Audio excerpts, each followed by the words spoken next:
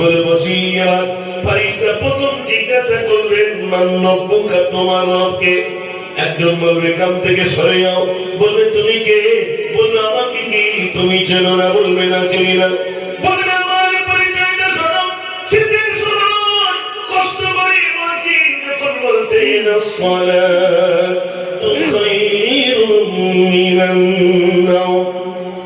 আমার কম্বলটা ছুড়ে দিয়ে আমি তাড়াতাড়ি করে ঠান্ডা পানি উঁচু করে কাঁপতে কাঁপতে ইমামের পিছনে কি বলতাম, আল্লাহু আকবার।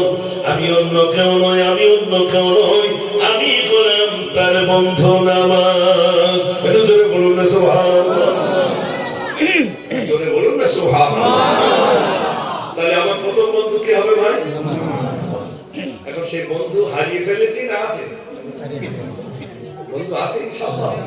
ওই বন্ধুকে তৈরি করো, কিচ্ছু কাজে আসবে না ভাই। জমি জায়গা ঘর বাড়ি কোনো কিছুই আমার সঙ্গী হবে না। আর যেটা নামাজ, নামাজ থেকে আমি দূরে।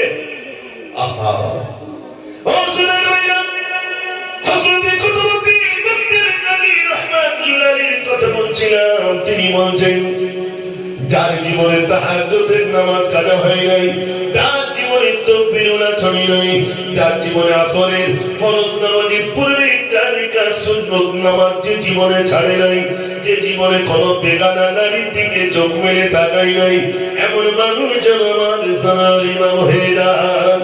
আমরা দিন মরে যাব, আমাদের ইমামকে জানি না। তবে বড় দুঃখের কথা বলি, আমি তো মরে যাব, আপনি দিন মারা যাবেন।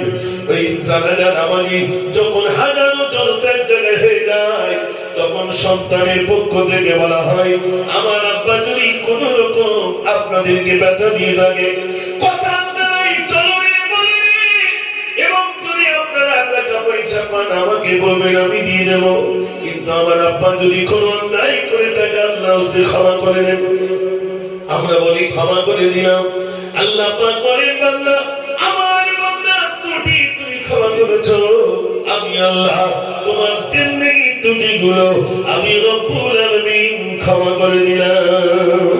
একটু জোরে বলুন না সুবহানাল্লাহ। ও সোনার ভাইরা, আজ আমরা দেখেছি আমরা মাত্র 5 ওয়াক্ত নামাজ মসজিদে গিয়ে জামাতে শহীদ আদায় করি, কিন্তু এখানে চন্দ্র আছে একটুখানি হিসাব না জানেন। 24 ঘন্টার ভিতরে ফজরের নামাজ মাত্র 4 রাকাত। এই ফজরের নামাজ পড়তে কত মিনিট সময় লাগে? একটু জোরে বলেন। 24 ঘন্টার ভিতরে আমি এটা ছেড়ে দিলাম আধা ঘন্টা। জোহরের নামাজ আধা ঘন্টা, কত গেল? 1 ঘন্টা হলো। ভাই আমার আসরের নামাজ 15 মিনিট, মাগরিবের নামাজ 15 মিনিট, তাহলে দেখা গেল এখানেও গেল আধা ঘন্টা, তাহলে 1.5 ঘন্টা হলো। আর এশারের নামাজ আমি মনে করলাম আধা ঘন্টা। সারা 24টা ঘন্টার ভিতরে যদি আপনি 2 ঘন্টা আল্লাহর জন্য ব্যয় না করতে পারেন, সূর্যের তাপ দিচ্ছে, শীতকালে আপনি এসি নিচ্ছেন, এসি নিচ্ছেন না? এখন সবার ঘরে ঘরে আল্লাহ এসি দিয়ে দিয়েছেন। ও সোনার ভাইরা, আল্লাহর জমিনে বিচরণ করছি, তাহলে বলুন সেই আল্লাহর কাছে কৈফিয়ত দিতে হবে না? হবে না? এখানে যত যুবক আছেন আজ থেকে নিয়ত করুন, জলসা দিলাম, জলসা কিন্তু ফরজ নয়। জলসা দেওয়া কি ফরজ? একটু জোরে বলেন। জলসা দেওয়া ফরজ নয়, মুসলমানকে উত্তর 24 পরগনা থেকে এখানে আনা এটা ফরজ নয়। ও সোনার ভাইরা, তাহলে জলসা দেওয়া ফরজ নয়, আপনারা বলুন নামাজ পড়াটা কি? একটু জোরে বলেন। যদি নামাজ পড়া ফরজ হয়ে থাকে, আল্লাহর হুকুম হয়ে যদি থাকতে থাকে, তাহলে বলুন জলসাই বেশি লোক হয় না নামাজে বেশি লোক হয়? নফল লেখা আছে, এটা নফল, এটা করলে সওয়াব, না করলে কোনো গুনাহ নেই। মসজিদে যদি নামাজ পড়তে না যান, মার বাড়বে না কমবে? কথা বলেন যুবক ভাইরা, তা নামাজ পড়বেন ইনশাআল্লাহ? এটা জোরে বলেন ইনশাআল্লাহ। আমার কমিটি ওই যুবক ভাইগুলোর দরকার হবে। কেন বলুন তো? ওইগুলোর এই কারণে দরকার, এইরকম বয়সের আমলটা বিভাত আমল। মসজিদে যদি ওই যুবকরা যায়, মসজিদের সৌন্দর্য বাড়বে না কমবে? দেখেন যুবকরা ওখানে গেলে, এখানে এসেছে যুবক, এখানকার একটা সৌন্দর্য বেড়ে গেল, আবার মসজিদে গেলেও ওখানকার সৌন্দর্য বেড়ে যাবে। আমরা এখানে যারা অভিভাবক আছি, আমাদের সন্তানগুলোকে যাতে মসজিদে যায় তার জন্য মেহনতটা আমরা বেশি করব না ইমাম সাহেব বেশি করবো? আপনার উত্তরটা দেন। আমাদেরই করতে হবে। জয় বলেন, আমাদেরই মেহনত করতে হবে। আমার মায়েরা, আপনারা আপনার শিশু সন্তানকে মসজিদে পাঠান। বাবু যাও, আজান হয়েছে, মসজিদে যাও। পাঠিয়ে দেবে কে? মা। মা বলবে যাও, যাও বাবা, যাও যাও, তুমি নামাজ পড়ে এসো। ছোট্ট ছেলেটাকে প্রথম থেকে তৈরি করতে হবে। যদি মসজিদের সঙ্গে সম্পর্ক বানান, আপনার বাড়িতে আল্লাহর তরফ থেকে রহমত আসবে, করুণা আসবে, দয়া আসবে। জোরে বলুন সুবহানাল্লাহ। বেনামাজি থাকবে, টাকা ইনকাম হবে, থাকবে না, কোন রকমের সংসার চলবে, কিন্তু রাত দিন স্বামী স্ত্রীর অশান্তি হবে। আর ইমাম সাহেবের কাছে শুধু হুজুর তদবির করে দেন, ও তদবির কাজ হবে না ভাই। তদবির ওই সময় কাজ হবে আপনার বাড়িতে আপনার স্ত্রীকে বলুন তুমিও নামাজ পড়ো, আমিও নামাজ পড়ি। একটা ওয়াক্তের নামাজ আমাদের জীবন থেকে যেন না সরে যায়। রাজি আছেন ইনশাআল্লাহ? মায়েদের তো এখন বলতে পারবো না যে মায়েরা বলে, কিন্তু মায়েদের তো বলতে পারবো, মারা শুনতে পাচ্ছি ইনশাআল্লাহ। মায়েরা আপনারা নামাজ পড়ুন, বাড়িতে নামাজ পড়ুন।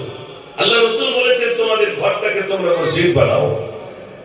মা যদি নামাজ পড়ে, আপনারা বলুন ছোট্ট ছেলেটা বা মেয়েটা কথা বলতে জানে না, একটু হাঁটতে শিখেছে, তো মা যদি নামাজ পড়ে ওই বাচ্চাটা নামাজের পাটির পাশে এসে দাঁড়ায় না, দাঁড়ায় না ভাই? মাও যদি রুকুতে যায়, বাচ্চাও রুকুতে যায়। আর লেপের ভিতরে মা যদি মোবাইল ঠেলে, বাচ্চা কি করবে? কথা বলে, মোবাইল ঠেলবে। বাচ্চা যতই সরিয়ে দেবে, যাবে না। যাবে কি করে? মা তো প্রথমেই শেখাচ্ছে ভাত খাওয়ার সময়, প্রথমেই ভাত দিচ্ছে মুখে, তখন মা শিখিয়ে দিচ্ছে হাম খাও। তারপরে যদি না খায়, বুড়ির কার্টুন বের করে দিচ্ছে, কার্টুন দেখার খা। ছি ছি ছি ছি, বাচ্চাকে শেখাচ্ছি কার্টুন দেখার খা। আপনাদের দিকে এই রোগ আছে না? না আছে। কথা বলেন ভাই, আছে। এই রোগ থেকে মুক্ত হতে হবে, বাচ্চাকে শেখাতে হবে। বাবু তুমি বলো বিসমিল্লাহির রহমানির রহিম। খাওয়ার দোয়া শেখাতে হবে, বসবার তরিকা শেখাতে হবে। আল্লাহ রাসূল বলেছেন তোমাদের পেটটাকে তোমরা তিনটে ভাগে ভাগ করো, এক ভাগ পানি, এক ভাগ খালি, আর এক ভাগ ভর্তি। কভাগ হলো তিন ভাগ। আর আমাদের অনুষ্ঠান বাড়ি গেলে পেট কভাগ থাকে ভাই। ও গলা বন্ধ দেখা যায়। জোরে বলে, হাত ধরে টেনে তুলছে ভাই, হাতটা ধর। মিষ্টি কপিস খাবি 50 পিস, ওরে সর্বনাশ, এত খাওয়া খাচ্ছি। আচ্ছা আপনারা বলুন তো, মানুষ খেয়ে মরে না না খেয়ে মরে? খেয়ে মরে। আপনি খাবেন, অস্বস্তি হবে, খাবেন না, কোনো টেনশন নেই। মানুষ খেয়ে অস্বস্তি, একবার এদিক কাতর চাপ হয়ে গেল, করে। এই জন্য আমার ভাই এখানে যারা আছে, ইবাদত যদি করতে হয় তাহলে খানা কম খেতে হবে না বেশি? কম খেতে হবে, ইবাদতে মন যাবে। আলহামদুলিল্লাহ। এজন্য আমার যুবক ভাইরা এখানে যারা আছেন, হাত তুলতে হবে যে ইনশাআল্লাহ নামাজ পড়বো। ওই যে কমিটি, যে সমস্ত ওইখানে যে যুবক ভাইরা বসে আছেন, আমাদের আপনারা আমার বন্ধু, নামাজ পড়বেন ইনশাআল্লাহ। মানতে নেই তো যে জানাজা নামাজ পড়ব, শুক্রবারের নামাজ পড়বো, 5 ওয়াক্ত নামাজের কথা বলি, তখন আবার অনেকে মানতে দেয়। হুজুর নামাজের কথা বলেছি, হুজুর বলেছে হাত তুলেছি, ও তো জানাজার নামাজে পড়ার কথা, ও তো নামাজ নাকি? হ্যাঁ 5 ওয়াক্ত পড়বেন, ভালো রাখবেন কে? আল্লাহ। আপনার চেহারা যত কালো হোক, যত কুৎসিত হোক, মসজিদের সঙ্গে সম্পর্ক রাখবেন, ওযু করবেন, আল্লাহ আপনার চেহারার ভিতরে একটা নূরানি জ্যোতি দিয়ে দেবেন। জোরে বলুন সুবহানাল্লাহ। সেলুনের দোকানে কেমিক্যাল ইউজ করবেন, ওই কেমিক্যাল ইউজ করছে অনেকের জন্য মনে হচ্ছে খুব সুন্দর, কিন্তু না, ওটা নূরানি জ্যোতি নয়, ওটা ক্ষণিকের জন্য একটু মুখটা সাদা দেখালো, কিন্তু ও জ্যোতি নয়। আপনি মসজিদের সঙ্গে সম্পর্ক রাখবেন, পাঞ্জেখানে নামাজ পড়বেন, ওযু করবেন, শরীয়তের মাপকাঠিতে চলবেন। খাওয়ার সময় আপনি রাসূলের তরিকা অনুসরণ করুন, চলার সময় অনুসরণ করুন, শোয়ার সময় অনুসরণ করুন, ব্যবসার সময় অনুসরণ করুন, তার তরিকা অনুসরণ করবেন। আল্লাহ রাসূল করিম সাল্লাল্লাহু আলাইহি ওয়াসাল্লামের তরিকা, তিনি খেয়েছেন কিভাবে, চলেছেন কিভাবে, শুয়েছেন কিভাবে, বসেছেন কিভাবে, আত্মীয়তা করেছেন কিভাবে, সবগুলো যদি মেনে নিই তাহলে পরিপূর্ণ আমি ইসলামের ভিতরে দাখিল হয়ে গেলাম। জোরে বলুন না সুবহানাল্লাহ। সুবহানাল্লাহ। তাই আমার ভাইরা, আমি যাওয়ার আগে আপনার এখানে যারা আছেন, রাসূল করিম সাল্লাল্লাহু আলাইহি সাল্লাম বিদায় লগ্নে একটাই কথা বলেছিলেন, সালাত সালাত আকিমুস সালাত, নামাজ নামাজ নামাজ। নামাজ ছাড়া মুক্তি নাই, নামাজ ছাড়া মুক্তি নাই।